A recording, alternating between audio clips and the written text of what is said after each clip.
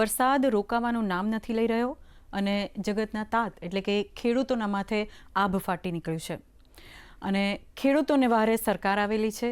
સરકારે ટ્વીટ કરીને જણાવ્યું છે કે સર્વેની કામગીરી ફટાફટ પતાવવામાં આવશે અને ખેડૂતોને રાહત આપવામાં આવશે. બીજું, વરસાદના કારણે રોગચાળાનો પણ ભય શરૂ થઈ ગયેલો છે.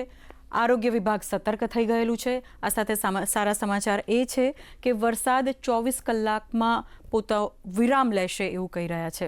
સાથે જ બીજી એક ખાસ વાત છે કે ઇસરોએ ઐતિહાસિક સિદ્ધિ મેળવેલી છે.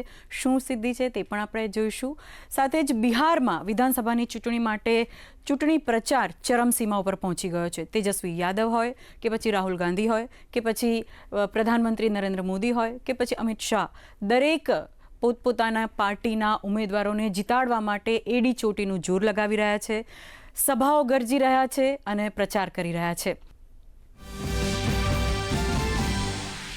કમોસમી વરસાદથી ખેતી પાકોને થયેલા નુકસાન સામે રાજ્ય સરકાર ટૂંક સમયમાં રાહત પેકેજ કરશે જાહેર. મુખ્યમંત્રી ભૂપેન્દ્ર પટેલે ટ્વીટ કરી આપી જાણકારી. કહ્યું, આ અણધારી આફતમાં રાજ્ય સરકાર ખેડૂતોની પડખે.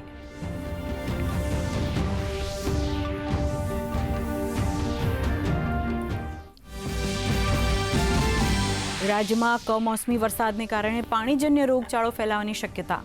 અટકાયતી પગલાં લેવા આરોગ્ય મંત્રી પ્રફુલ્લ પાનશેરિયાની અધ્યક્ષતામાં બેઠક. તમામ પીએચસી, સીએચસી અને સરકારી હોસ્પિટલોમાં પૂરતી દવાઓ અને આરોગ્યલક્ષી સુવિધાઓ કરાઈ ઉપલબ્ધ.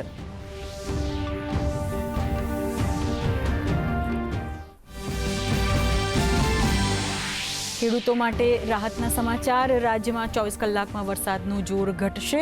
અરબી સમુદ્રમાં બનેલી સિસ્ટમ પડી નબળી. આજે સૌરાષ્ટ્રના દરિયાકાંઠાના જિલ્લાઓમાં રહેશે સામાન્ય વરસાદ.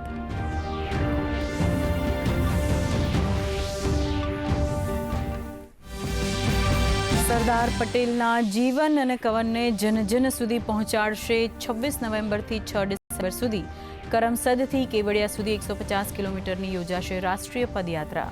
યુનિટી માર્ચના સુદૃઢ આયોજન અર્થે આણંદના એનડીડીબી ખાતે યોજાઈ બેઠક.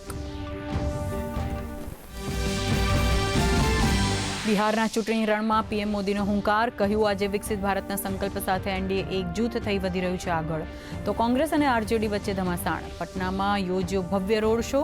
ગૃહમંત્રીએ પણ મુઝફ્ફરપુર અને વૈશાલીમાં વિપક્ષને લીધું આડે હાથ.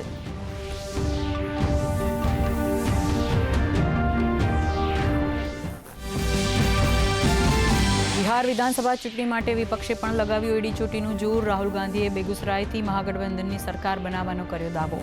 તો તેજસ્વી યાદવે વૈશાલીમાં કર્યો ચૂંટણી પ્રચાર.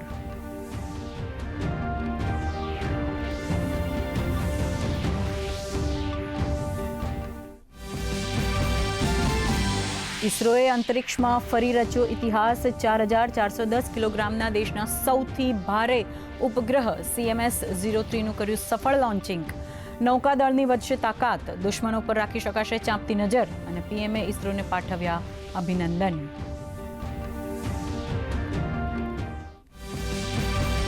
યાત્રાધામ અંબાજીના કાયાપલટની તૈયારી. ₹1600 કરોડના ખર્ચે વૈશ્વિક કક્ષાનું યાત્રાધામ થશે તૈયાર. વિકાસ કામગીરીનો ટૂંક સમયમાં થશે પ્રારંભ. રાજ્ય વન મંત્રી પ્રવીણ માળીએ આપી માહિતી.